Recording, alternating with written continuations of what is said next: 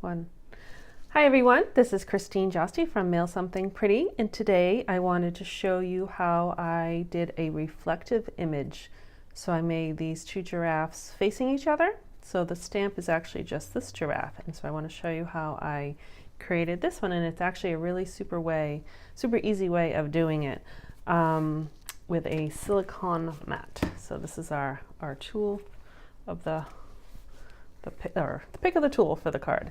So I'm going to put that aside and I'm going to show you how we did it. I'm going to use the animal outing stamp set, and like I said, we're going to use giraffe. Any of the animals you could do. I've seen some cute ones. A hedgehog has been a really cute one I've seen around, but I don't have the hedgehog. Oh, actually I showed you the wrong giraffe. So I guess this is the stamped that I have, and this is the one I did the reverse image. All right, actually we need this too. Okay, I'm gonna stamp the words first. I think it makes it a little easier. Okay, here we go. So I already pre-cut all my papers. I used a very vanilla piece, and I actually used the rectangular thinlits. I don't know if you can see, but there's like a little stitching that goes along, which is just a nice little detail, not necessary, but I think it looks nice. So we are going to stamp the words first. So Wild About You. This is Early Espresso. So on that seam, Early Espresso ink. I'm just going to put that right in the middle, and same ink. And okay, so this is where I want to do my order. So when you stamp, we're going to stamp actually directly on our silicone mat. If you are going to use black, I suggest using, let's see, I don't have Memento black ink rather than the StazOn. The Memento will wash off, and the StazOn is permanent, and that will it will just stain your mat, or you can use a StazOn remover. But I would suggest that. Now we are going to use our blends markers to color in the giraffe. So we just have to be careful because the blends will, they work better with the Memento ink, but I use espresso because I wanted it to be brown. So I'm just going to be careful when I color. All right, so I'm going to stamp it on this guy first because you'll see I think it's easier. So I'm actually going to stamp directly on my silicone mat. Okay, and then I'm going to turn my mat over and use that almost like the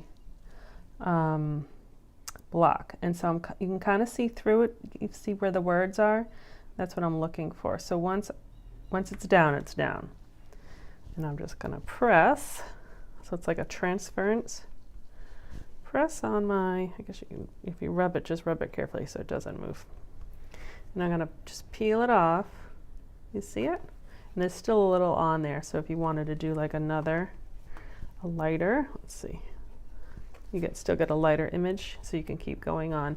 And then what I do is I just wash it off. So you Simply Chamois works out great, or you can see it just washes it right off because it's a water-based ink, or you can just run it in the kitchen sink.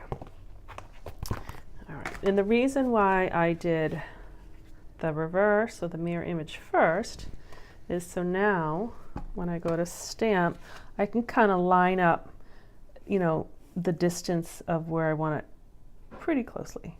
So I want it to be, kind of the same. So this guy was a little down more, but that's okay. But they're about the same distance apart from the Wild About You. So that's a super easy way of doing a mirror image. And so now I'm just going to put the card together. I'm going to use my blends markers, and I have two different yellows because I wanted, didn't want them to be exactly the same. So this is a darker Daffodil Delight. Again, I'm being careful when I go near the edges of the brown or the espresso because it will run a little bit because it's not really the ink you use with the blends. But if you just dab carefully, you'll be fine. This is the bronze color. I am really just kind of dabbing. I love to color. Okay, a little in the ears. And actually I'll get the spots on this guy or girl, or whoever it is. Okay, then I'm going to use my lighter yellow. This is just the light version of the Daffodil Delight, so I know they both match, just one is darker than the other. Just careful. I'm not really doing any blending, or not too much blending with this one. I do have a crumb cake, so I am gonna, a little dark, make a couple little maybe shadow marks. You could just spend hours with these markers. Maybe a little around the eye, just a little depth. Okay, that's about all I'm gonna do. Pretty quick. And so now I'll just put the card together. So I have my card base. It is Cajun Craze, standard size, 8.5, 8.5 by 5.5 scored on the 4 1/4. And then these measurements I'm gonna forget, but basically I just layered them up. This is Daffodil Delight. And then this is actually paper from Rooted in Nature, but I liked that texture. Thought it kind of was, you know, animal-like. I didn't have the corresponding paper that goes with the stamp set, so I kind of improvised. And then I'm going to put this down. And I'm going to put it up a little bit rather than center, because I'm going to put on that leaf ribbon. This is just for the inside because it's a dark color. So I already cut this, but this is from the spool of this leaf ribbon that does really coordinate with the stamp set. And I like to use glue dots and tweezers to put these on. So I'm not going to dot every one. You can see there's kind of a right side and a wrong side. This side is almost like dry glue or something on it. The other side has better texture. So I'm just going to put 3 or 4 glue dots on it.